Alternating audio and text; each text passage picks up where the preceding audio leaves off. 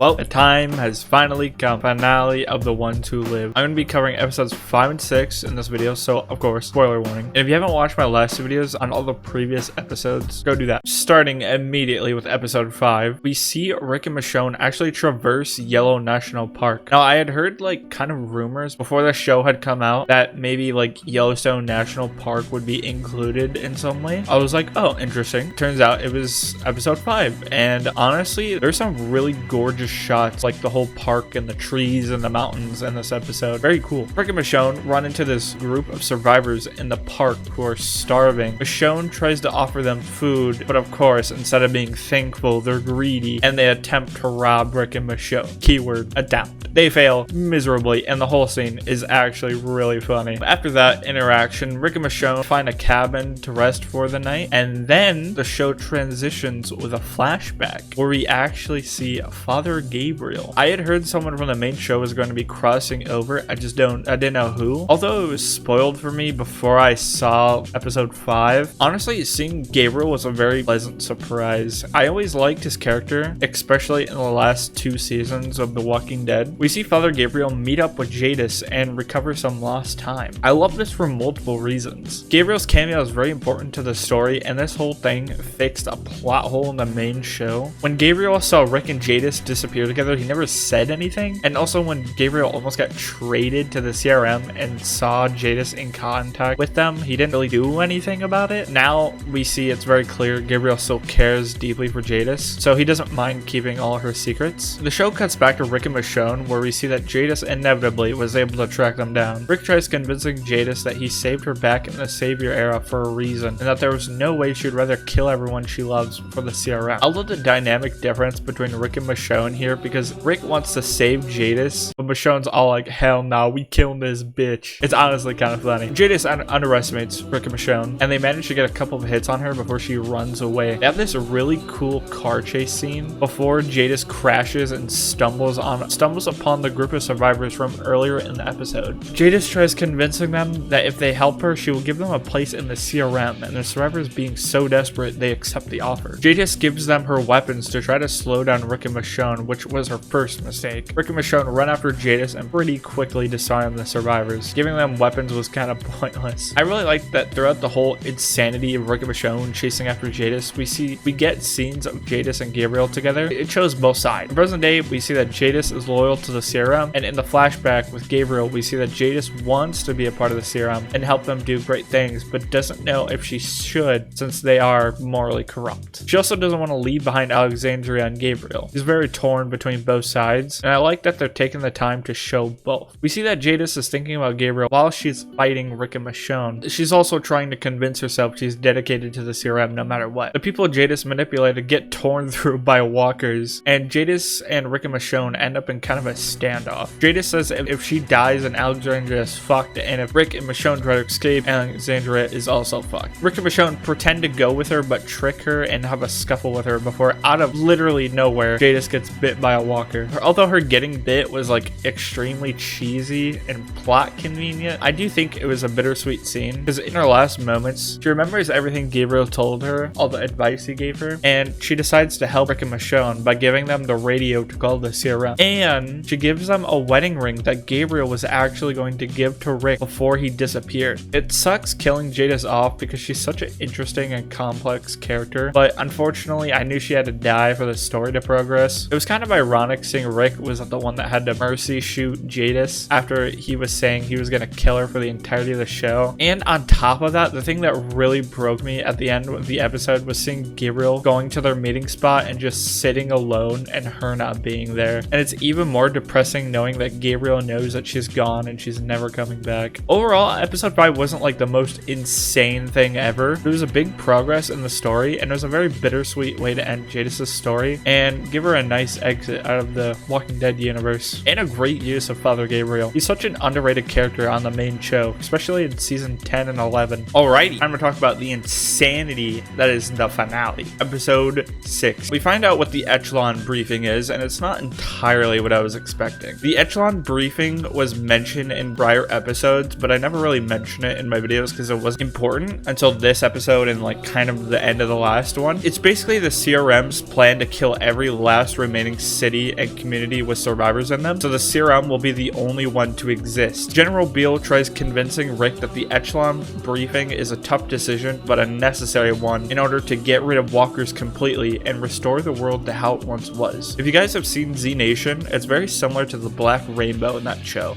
Similar concept. I also like that throughout the beginning of the episode, we see both Rick and Michonne having flashbacks, and man, was it a throwback. A nostalgia bait used correctly, in my opinion. But anyways, back to the actual scene. Rick knows that's bullshit and that the serum only cares about being the sole dictator of the world, so of course he decides he's had enough and fights back. Rick pulls out a knife that I thought he was going to use to stab Beale's hand with, but nah, he just throws the knife directly at his chest. Rick then dives for his prosthetic hand and Beale goes for his sword. And they have this like cool but short fight, and it ends quickly when Rick takes Beale's sword and stabs him with it. I kind of have two thoughts on this. I like the cheesy line Rick delivers before he kills him, and the way he kills him is kind of cool. It was kind of a waste of a good villain. We've been building General Beale up for so long just for him to be in 1.5 episodes and like easily murked by Rick. I know he's like old as shit, like he's an old guy, but so Rick has a major advantage on him, but it's like come on. The main Walking Dead show did this a lot, where they would build up a cool and interesting character, whether it be hero or villain, and they would just kill them for shock value and ruin their cool story arc. It always feels anticlimactic every single time. Anyways, tangent over. Rick and Michonne make their way to the army outside, who are preparing to bomb another city. Rick stuffs Beale's body into a box and takes it into an elevator where a soldier is waiting. The box starts leaking blood out the bottom because, you know, there's a fucking body in there, and the soldier notices and absolutely slaps Rick around. Rick manages to pin him to the ground and beats the fuck out of his face with his prosthetic hand. I was watching the scene with my dad and I was like, God damn, you already got him, Rick, he's dead. Chill.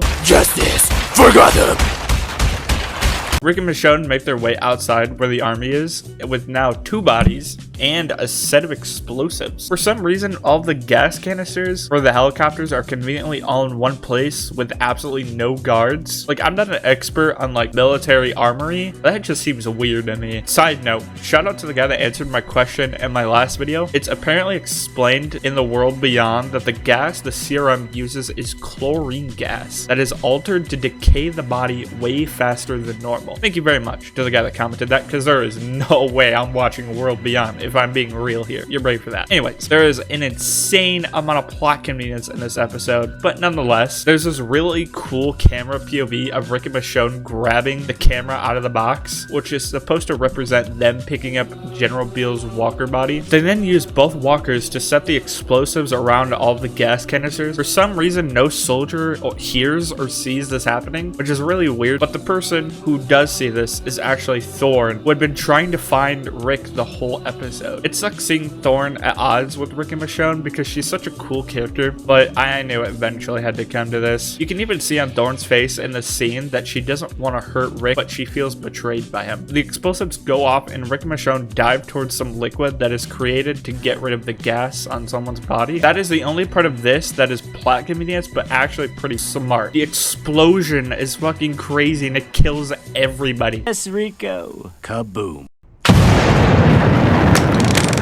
So now they're surrounded by toxic gas, walkers, and on top of that, Thorne is actively trying to kill them. As for final fights in The Walking Dead, this one's actually pretty badass. Rick is basically tackled by walkers, and Thorne tries to fight Michonne, but Michonne absolutely whoops her ass. Michonne delivers a pretty cheesy line about how love never dies, but well earned, before stabbing Thorne with Beale's sword. It sucks seeing her die, but it was inevitable. I like that the show makes you feel like Rick and Michonne could die at any moment during the final fight, but I figured they they would both survive. It's a small detail, but I love how Michonne climbs on a walker's head to get on the container to get above the gas. It's fucking hilarious. And then there's a cool aerial shot showing all the carnage that the two of them caused. That was pretty cool. Rick and Michonne get an airlift back to Alexandria, and on the way we hear over the radio that the serum is no longer a secret community and is now focused on going out and helping all the communities they destroyed. Rick and Michonne finally reunite with Judith and RJ, and it's a really sweet moment. Judith tells Rick that she always knew he was out there, and Rick tears up a little. And then RJ asks Rick if he's the brave man, and Rick kneels down and says, "It's so wholesome." I won't lie, all the people roasting RJ online has been kind of funny, but come on guys, he's a little kid, not an Oscar-worthy actor. Alright, so chill out. Plus, if I met this random ass guy who claimed to be my dad, I would be staring at him like, who the fuck is this guy? Just like how RJ does. RJ's meeting him for the very first time, so of course he's gonna have like a blank expression on his face. Anyways, I'm very conflicted about this episode because it was so rushed and had an illogical plot convenience, but also at the same time it was badass, and the finale is so sweet. I do wish we could have seen more of the serum, like what happened to the townsfolk after Rick and Michonne mass murder the army. I wish we saw more of the people that the serum experimented on. I was also hoping we would see some kind of walker variant that was created by the serum, but I guess not. In one of my last videos, I had a theory about the train in the Commonwealth giving resources and stuff to the serum, and I guess this episode kind of confirmed it when Beale gave his big speech to Rick. I also think a lot of people, including myself, are thinking like, where the fuck is Rick's reunion with Daryl? Like, come on AMC, they're the best bromance ever made. They gotta have their reunion. Plus, Daryl ended up in fucking France literally because he was looking for Rick. I hope they end the Daryl Dixon show with their reunion. The fans deserve it. And I almost forgot, I believe we found out what those EPP cards are. I think General Beale in his speech said they stand for Philadelphia, Portland, and Pittsburgh, which were all cities that the serum bombed and took over. I think that covers everything I wanted to talk about. Thanks for watching my video, and thank you, Walking Dead fans, especially. Let me know what you guys think in the comments with your opinions, theories, and everything else. I heard the gingerbread boy, cause he's pretend bread boy. Little cookie man never waved to me, so he got knocked out because I flow. Little jiggy jar jar dude, dinner.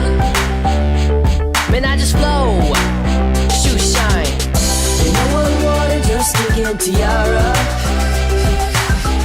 cause no one wanted your sticky chair. And why you always talk about the cool kids who take